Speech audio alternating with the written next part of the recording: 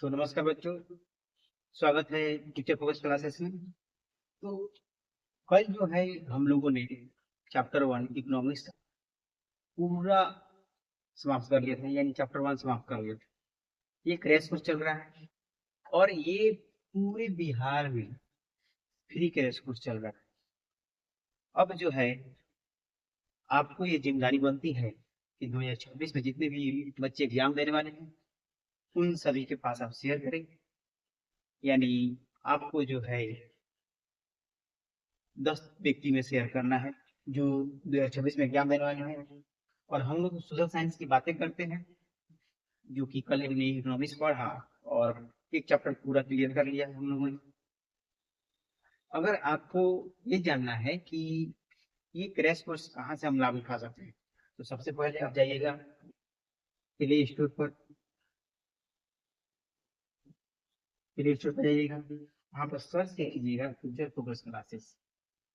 जैसे आप सर्च कीजिएगा वैसे ही आपको ऐसा लोगो देखने को मिल जाएगा। अब वहां पे ऐसा लोगो जैसे देखिएगा तो उसको डाउनलोड कीजिएगा, उसमें रजिस्ट्रेशन कीजिएगा। उसके बाद होगा क्या कि फ्री कोर्सेस दिखाई देगा, उस पर क्लिक करके और कंटिन्यू पर क्लिक करके जितने भी आपको क्लासेज हैं वह आपको दिखना प्रारंभ हो जाएगा।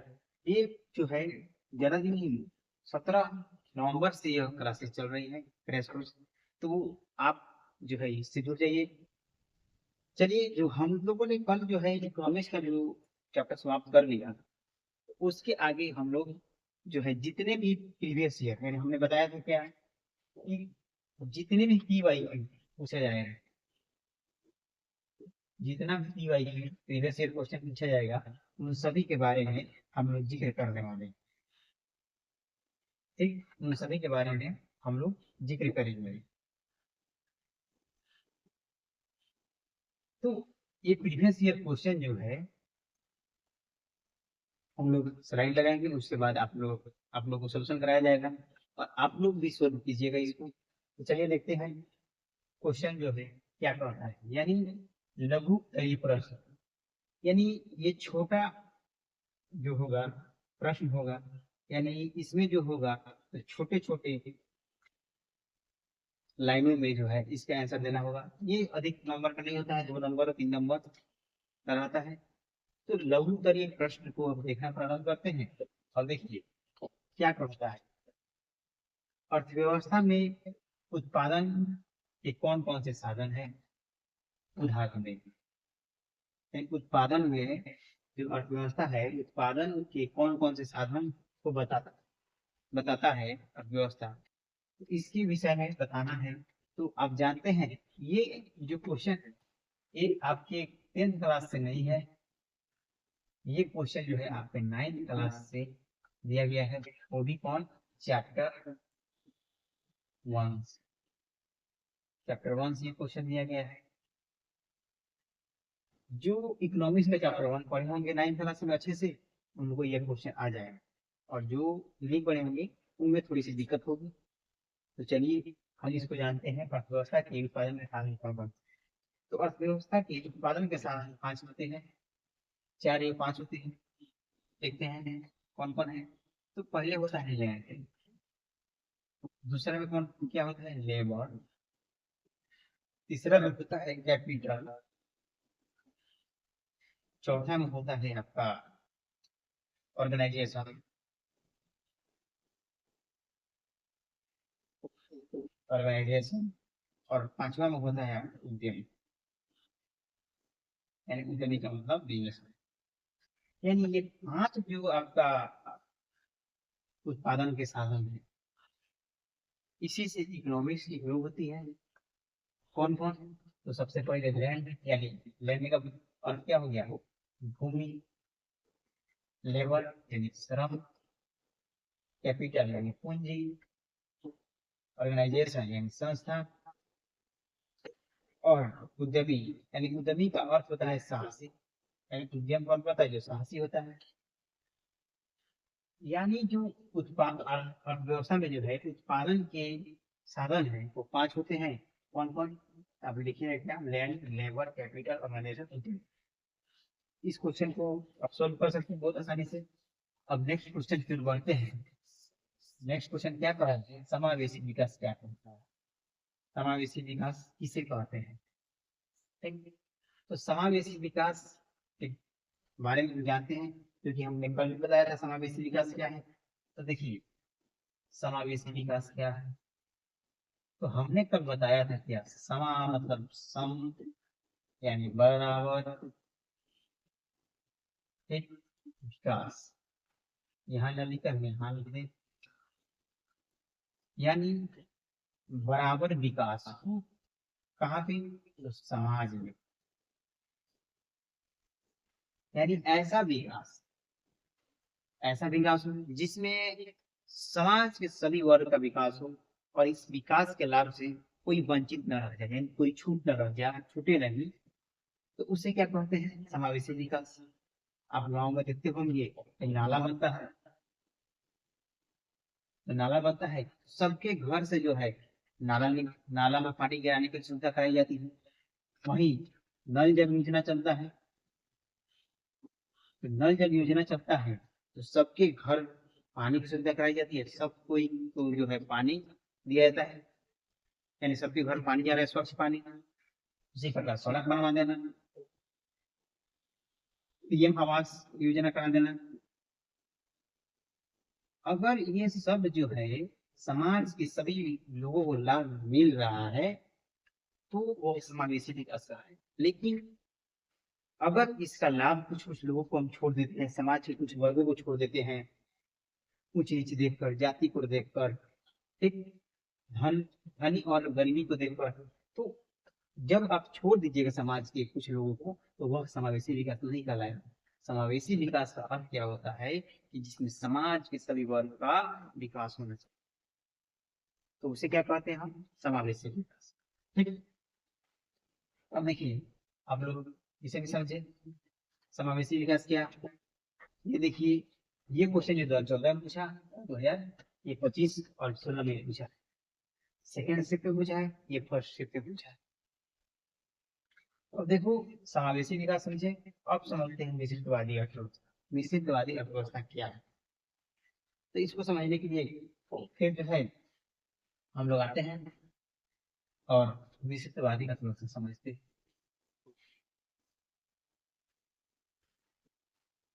मिश्रित अर्थव्यवस्था ये क्या कहता है, तो मिश्रितवादी अर्थव्यवस्था वह है जिसमें उत्पादन के साधन का रहा, यानी हमने आपको क्या बताया था, आप अगर पूंजीवादी अर्थव्यवस्था याद कर लेते हैं एक परिभाषा को, तो आप तीनों परिभाषा यानी जो अर्थव्यवस्था का प्रकार है, पूंजीवादी, समाजवादी, निषेधवादी, उन सभी को आप लिख सकते हैं।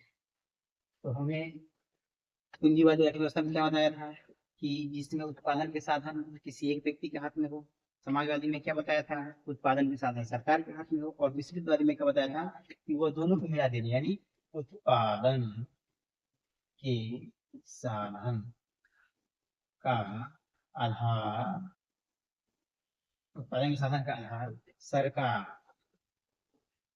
प्लस निजी, दोनों के हाथ में होता है, सरकार के भी हाथ में हो और निजी व्यक्ति के भी हाथ में हो, तो उसे क्या कहते हैं, मिश्रितवादी अर्थव्यवस्था। इसका एग्जाम्पल अपने देश भारत को लिख सकते हैं। भारत जो है वह मिश्रितवादी अर्थव्यवस्था के अंतर्गत आता है।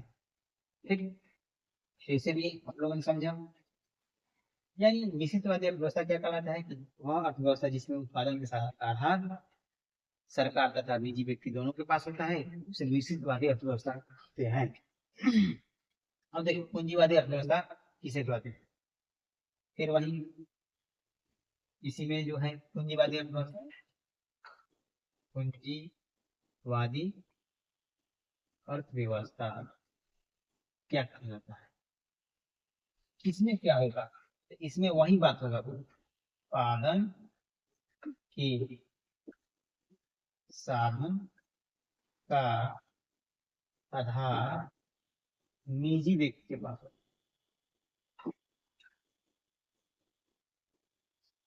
इसके पास होता है, निजी व्यक्ति के पास होता है, उसे हम क्या कहते हैं, तो उसे हम कहते हैं पूंजीवादी अर्थव्यवस्था। यानी उत्पादन के साधन का आधार किसके पास होता है, वह निजी व्यक्ति के पास होता है, और वह उसका उपयोग किसके लिए करेगा? अपने लाभ के लिए, अपने लाभ के लिए उसका उपयोग करेगा। वह क्या कहलाएगा? पूंजीवादी अर्थव्यवस्था। यानी पूंजीवादी अर्थव्यवस्था किसे कहते हैं, फिर समझते हैं कि वह अर्थव्यवस्था है जिसमें उत्पादन के साधन का आधार किसी एक व्यक्ति के पास होता है, निजी व्यक्ति के पास होता है, उसे क्या कहते हैं हम? पूंजीवादी अर्थव्यवस्था। ठीक, अब देखते हैं आधारभूत संरचना क्या है। यानी आधारभूत संरचना, आधारभूत संरचना का क्या महत्व?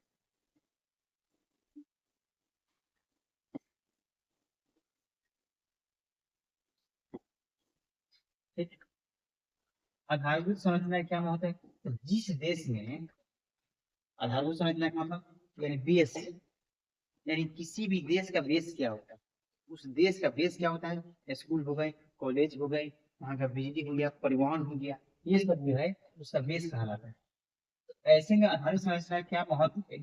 जिस देश का, ऐसे में लिखिएगा, जिस देश का आधारित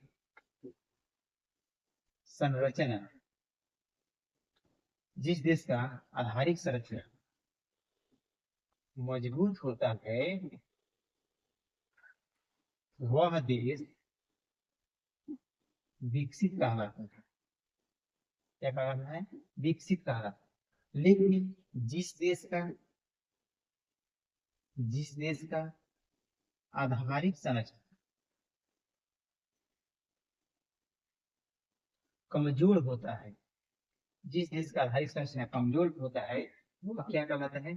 तो विकासशील या अविकसित है। कैसे लिखिएगा आधारिक संरचना का महत्व? लिखिएगा क्या?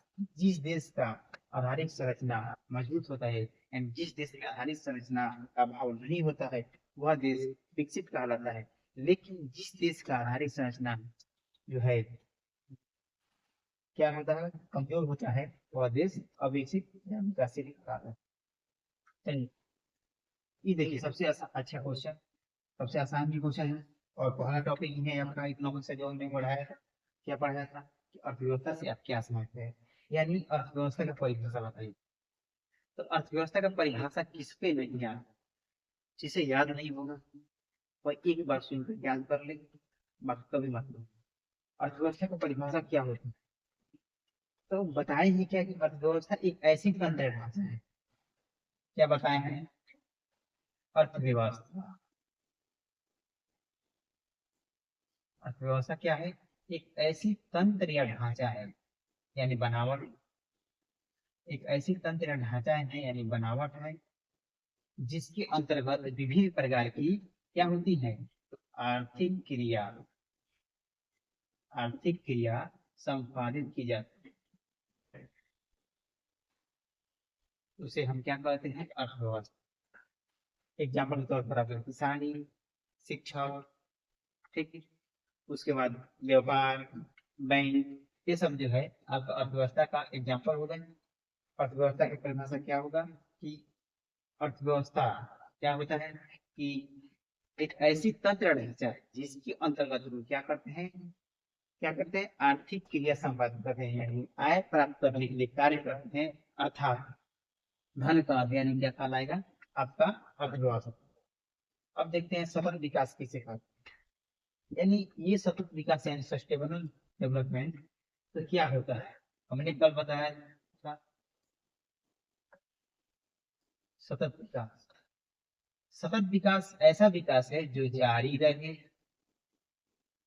टिकाऊ रहे, और वर्तमान विकास के साथ साथ, वर्तमान विकास के साथ साथ भविष्य की पीढ़ी के लिए, भविष्य की पीढ़ी के लिए भी संसाधन को बचाकर विकास करें। उसे हम क्या कहेंगे? उसे हम कहेंगे सतत विकास। यानी सतत विकास क्या कहलाता है? यानी ऐसा विकास जो जारी रहे, टिकाऊ बना रहे, जो जारी रहे टिकाऊ बना रहे, और अपने वर्तमान विकास के साथ साथ भविष्य को पीढ़ी को भी ध्यान में रखकर क्या करना है, अपना विकास करना है, और उसके लिए भी संसाधन को बचा कर रखना है। इसके एग्जाम्पल क्या दिए थे, जैसे मान लीजिए आपके पास खेत है, 1 बीघा 20 कट्ठा खेत ले लेते हैं। इस 20 कट्ठा खेत में क्या है कि सब आपकी पत्नी है, ये 20 कट्ठा खेत है आपके पास, सपोज आपके पास पत्नी है और बेटा भी होगा, शादी हो गया है।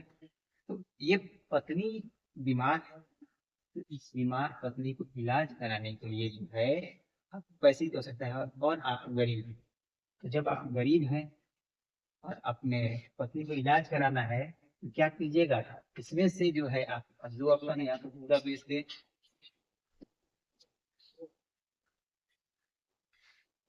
दूसरा ऑप्शन है कुछ बेच दे, कुछ बेच कर इलाज करा दे।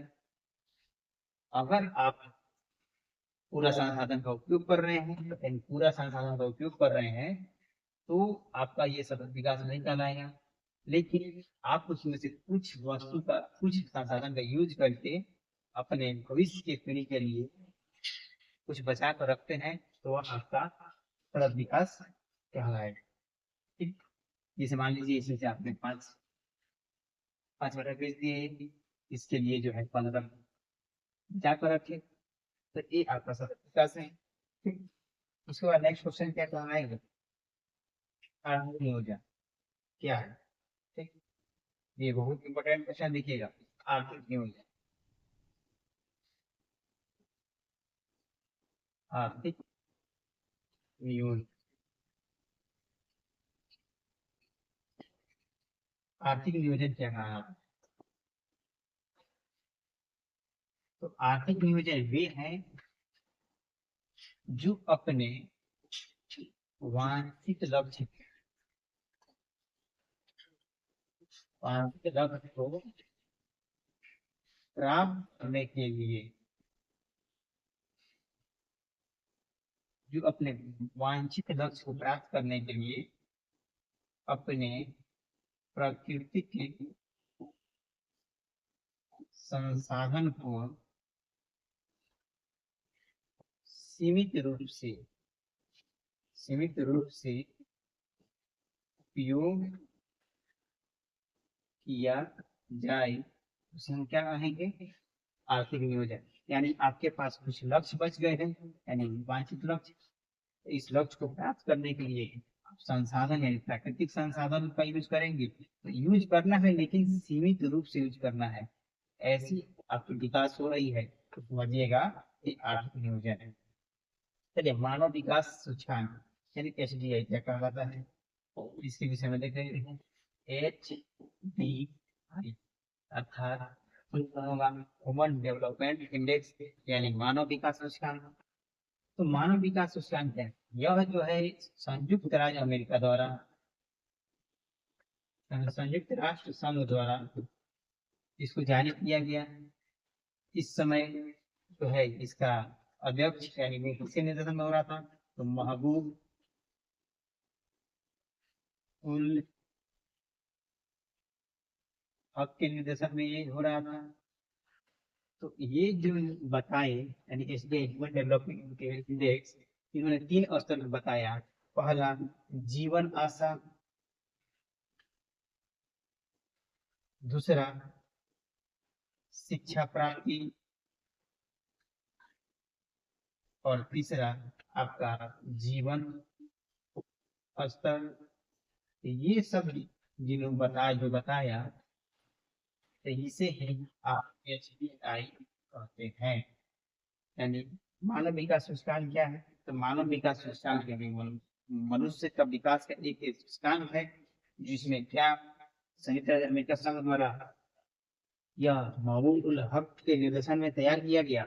इसमें क्या बताया गया कि जीवन आशा, जीवन शिक्षा प्राप्ति और जीवन स्तर को ये तीनों चीजों को योग करके हम HDI यानी ह्यूमन डेवलपमेंट इंडेक्स निकाल सकते हैं।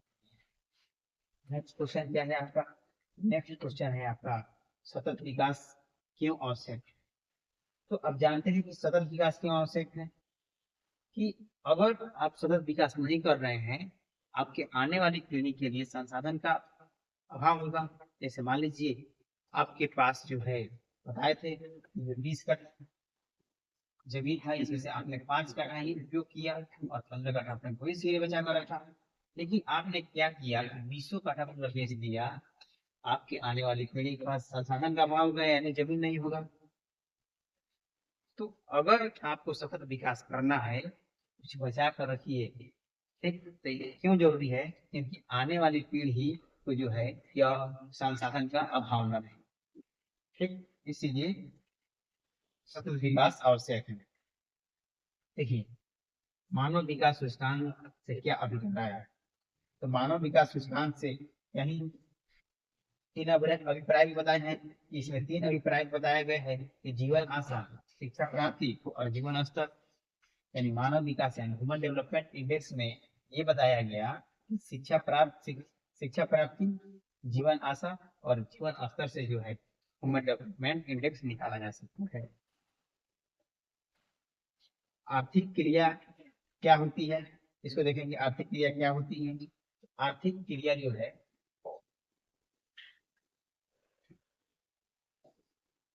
आर्थिक क्रिया क्या होती है, यानी जिनसे हमें आय प्राप्त हो, यानी जिनसे हमें आय प्राप्त हो,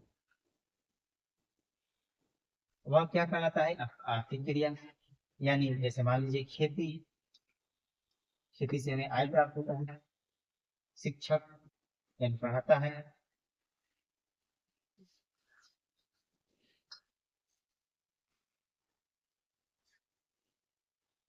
शिक्षक पढ़ाता है, उनसे उसको जो आय मिलता है, यानी पढ़ाना, ऐसे लिख सकते हैं, पढ़ाना। व्यापार करना। ठीक, ये सब जो है, इन सभी कार्यों से जो है आपकी आय प्राप्त होती है, उसे हम कहते हैं आर्थिक क्रिया। यानी आर्थिक क्रिया क्या कहलाती है, तो जिनसे भी हमें आय प्राप्त होती है उसे हम क्या कहते हैं, तो आर्थिक क्रिया कहते हैं। अब देखिए, उसके आगे क्वेश्चन है, आर्थिक क्रिया क्या क्या है, ये पढ़िए। देखो, पूंजीवादी और समाजवादी अर्थव्यवस्था में अंतर स्पष्ट करें। तो पूंजीवादी और समाजवादी अर्थव्यवस्था में क्या अंतर है, इसको देखना है। तो देखो, पूंजीवादी और समाजवादी क्या लिखेगा। इसमें जो होते हैं मालिक, तो इसमें मालिक एक होते हैं, निजी व्यक्ति के हाथ में होता है उत्पादन का साधन का आधार। और इसमें उत्पादन के साधन के आधार देश के सरकार के पास होता है। इसका उपयोग अपने लाभ के लिए, यानी इसका उपयोग जो है अपने लाभ के लिए करेगा निजी व्यक्ति। और इसका उपयोग जो है समाज के कल्याण के लिए।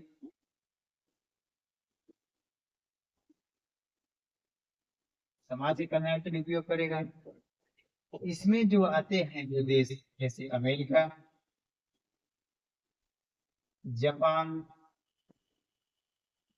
ऑस्ट्रेलिया, और इसमें जो देश आते हैं चीन, क्यूबा। ठीक, ये जो है आपका पूंजीवादी और समाजवादी अर्थव्यवस्था के बीच का अंतर है। चलिए, यानी हम लोगों ने जितने भी विगत वर्षों में लघु उत्तरीय प्रश्न पूछा गया था, उन सभी को क्लियर कर दिया। क्या किया कि जितने भी विगत वर्षों में, यानी देखो 14, यानी एक चैप्टर से मान, एक चैप्टर से जितना भी क्वेश्चन विगत वर्षों में पूछा गया था, उन सबको हमने क्लियर कर लिया। अब जो है दीर्घ उत्तरीय प्रश्न की ओर बढ़ेगी। यानी दीर्घ उत्तरीय प्रश्न क्या कहता है, तो सबसे पहले क्या कहता है कि आर्थिक नियोजन, क्या कहता है, आर्थिक नियोजन क्या है। ठीक, आर्थिक नियोजन किसे कहते हैं, और नियोजन के मुख्य उद्देश्य क्या है, यानी आर्थिक नियोजन। ठीक, तो जानेंगे क्या आर्थिक नियोजन। तो आर्थिक नियोजन क्या कहलाता है कि अपने वांछित लक्ष्य अपने वांछित लक्ष्य को प्राप्त करने के लिए क्या करेंगे, संसाधन का सीमित रूप से उपयोग करेंगे। संसाधन का सीमित रूप से उपयोग करेंगे तो वह कहलाता है आपका आर्थिक नियोजन। और इसका उद्देश्य क्या है, इसका उद्देश्य, नियोजन का उद्देश्य क्या है, अगर आप किसी भी संसाधन को सीमित रूप में उपयोग नहीं कीजिएगा तो आने वाले भविष्य जो है उस संसाधन के अभाव में जिएगी। तो इसलिए जो है इसका उद्देश्य यही है कि अपने वांछित लक्ष्य को प्राप्त करना है लेकिन सीमित रूप से संसाधन का उपयोग करना है। चलो, अर्थव्यवस्था की संरचना से आप क्या समझते हैं, इन्हें कितने भागों में बांटा गया है? यानी अर्थव्यवस्था का बनावट, अर्थव्यवस्था का बनावट जो है 3 भागों में हुआ है। अर्थव्यवस्था का संरचना,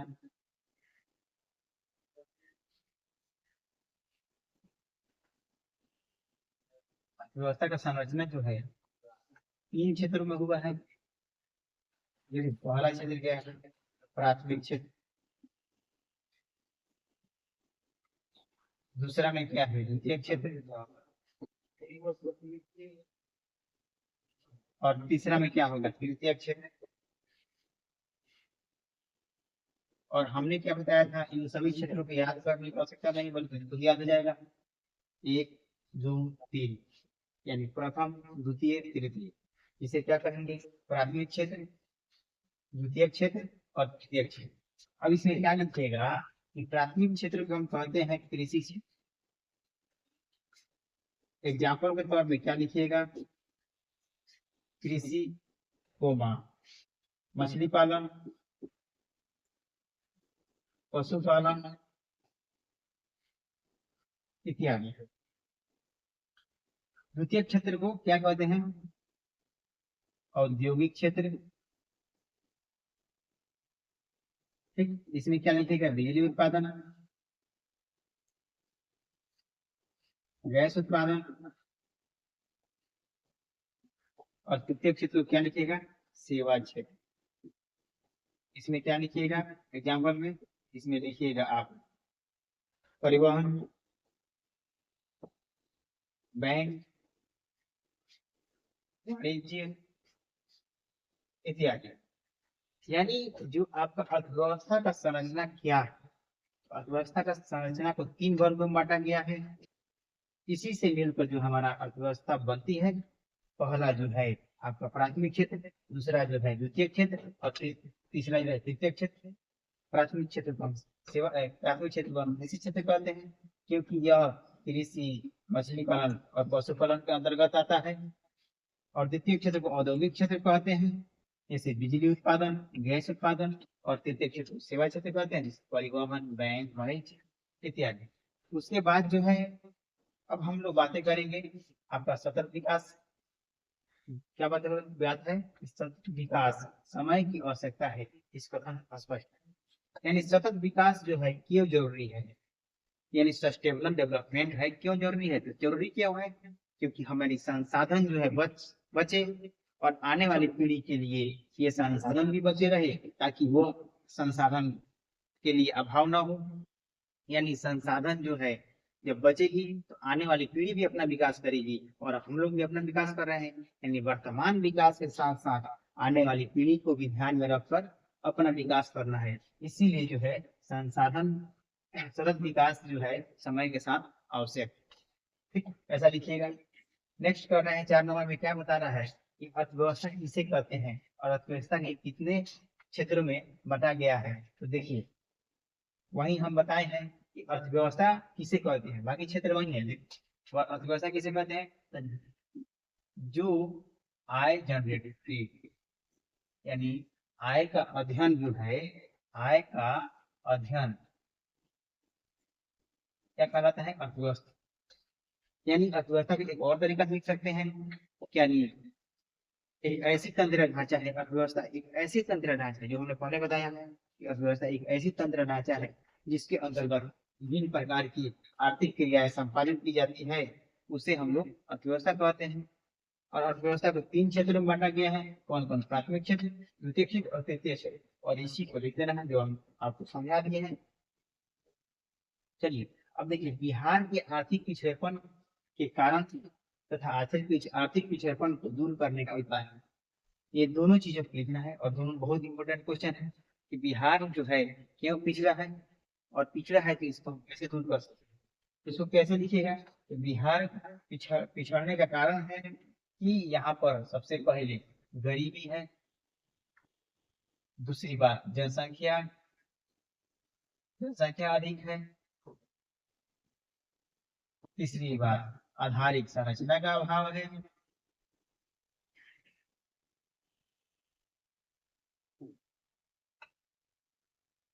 आधारिक संरचना का अभाव है, चौथी बात बाढ़ तथा सुखाड़,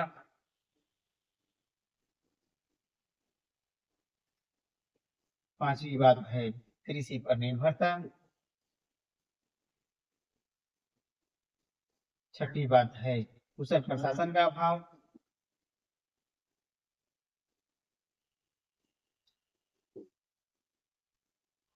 और सातवीं बात है कि हमारे यहाँ विधि व्यवस्था, खराब विधि व्यवस्था।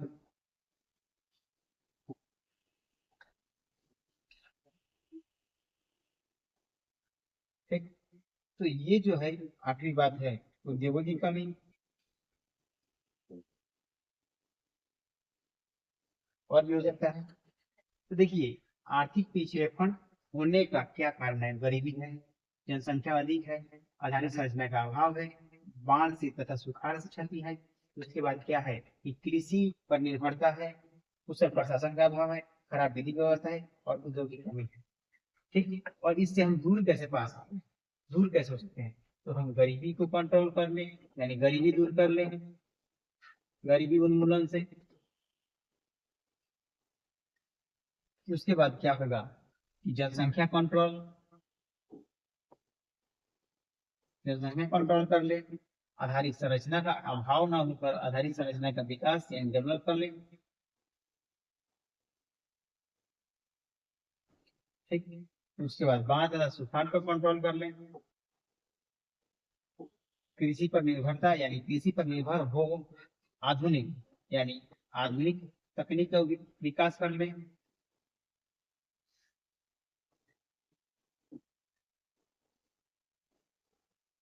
आधुनिक तकनीक से हम कृषि करें, कुशल प्रशासन, अच्छा प्रशासन हो जाए।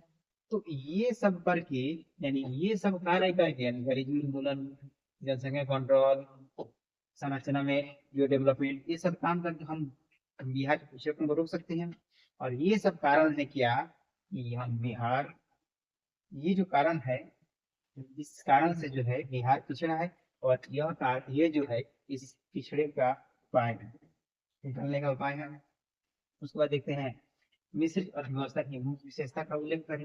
यानी मिश्रित अर्थव्यवस्था क्या है, यानी जिसमें हम क्या बताया था मिश्रित अर्थव्यवस्था में, यानी समझ लो जिसमें सरकार उत्पादन के साधन कराने किसके पास है? सरकार के पास, और निजी व्यक्ति के पास, ये दोनों के पास होता है, उसे ही हम कहते हैं मिश्रित अर्थव्यवस्था। एग्जाम्पल मतलब हमने बताया था आपका भारत। यानी कैसे लिखना है कि वह अर्थव्यवस्था जिसमें उत्पादन के साधन का आधार सरकार के पास और निजी व्यक्ति दोनों के पास होता है, उसे हम क्या कहते हैं? उसे कहते हैं मिश्रित अर्थव्यवस्था। एग्जाम्पल के तौर पर आप लिखिएगा भारत, साथ में देखिएगा आर्थिक विकास क्या है। आर्थिक विकास एवं आर्थिक वृद्धि में अंतर स्पष्ट करें। यानी आर्थिक विकास क्या है? आपको हमने बताया था कि आर्थिक विकास जब भी पूछे तो बताना क्या है कि किसी भी राष्ट्र की, यानी किसी भी देश राष्ट्रीय आय में, किसी भी देश के राष्ट्रीय आय में दीर्घकाल के बाद दीर्घकाल के बाद चेंज दिखाई दे, यानी परिवर्तन दिखाई दे, तो वह कहलाएगा आपका आर्थिक विकास। और आर्थिक विकास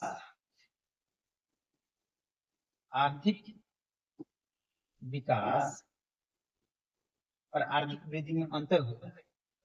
जब ऐसा पूछे क्वेश्चन कि आर्थिक विकास आर्थिक वृद्धि में अंतर स्पष्ट करें, तो लिखिए क्या कि आर्थिक वृद्धि और आर्थिक विकास में कोई अंतर नहीं है, नहीं माना जाता है। हम एक शब्द को दोनों जगहों पर इस्तेमाल कर सकते हैं, लेकिन कुछ अर्थशास्त्री के द्वारा, किसके द्वारा, कुछ अर्थशास्त्री द्वारा,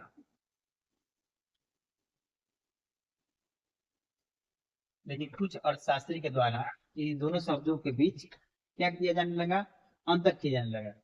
कुशला क्या बता रही है कि विकास शब्द का प्रयोग विकासशील देश के लिए करो, और वही वृद्धि शब्द का प्रयोग किसके लिए करो, विकसित देश के लिए। कौन बता रही है, उर्सला हिक्स।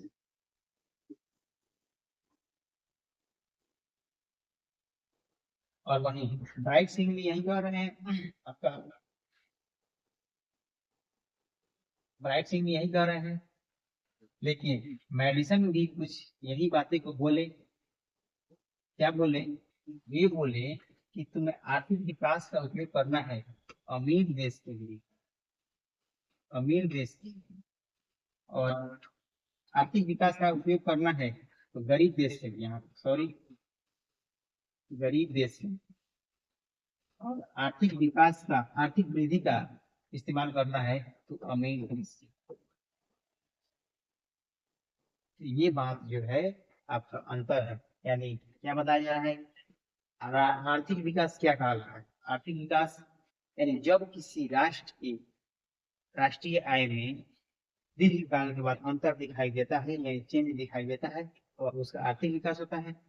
आर्थिक विकास आर्थिक वृद्धि में क्या अंतर होता है, आर्थिक विकास और आर्थिक वृद्धि में संभवतः कोई अंतर नहीं माना जाता है, लेकिन कुछ अर्थशास्त्रियों के द्वारा क्या किया गया, इन दोनों शब्दों के बीच अंतर किया जाने लगा, यानी वृद्धि शब्द के लिए विकसित का उपयोग करो और विकसित देश के लिए करो, और विकास शब्द का उपयोग विकासशील देश के लिए करो करो इसके लिए कुछ प्रोफेसर हैं, जैसे श्रीमती उर्सला हिक्स, उसके बाद ब्राइट सिंह, उसके बाद आपका मेडिसन। ठीक, क्लियर हुआ।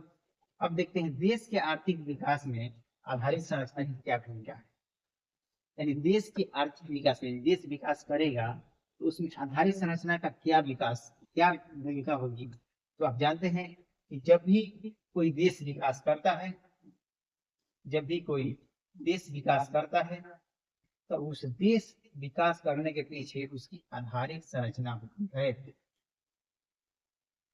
आधारित संरचना होती है।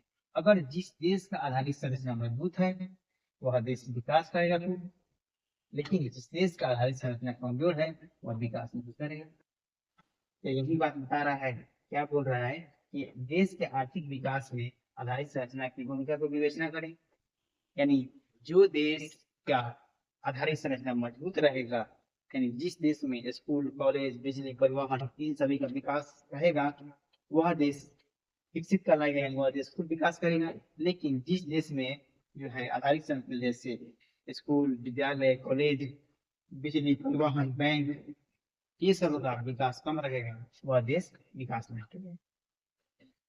लास्ट क्वेश्चन देखते हैं, बिहार में विकास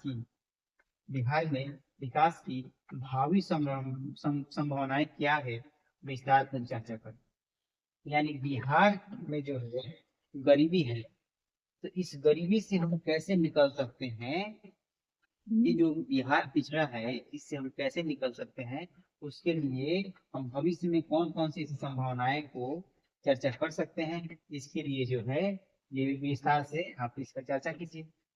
यानी वही बात हुई कि बिहार तो गरीब है, यहाँ पर अशिक्षा और गरीबी भी है, यहाँ पर लोग कृषि पर निर्भर हैं, तो इसको विकास करने के लिए है बिहार क्या करेगा कि अपने यहाँ जो है शिक्षा का विकास करेगा, गरीबी उन्मूलन करेगा, लोगों को रोजगार देगा।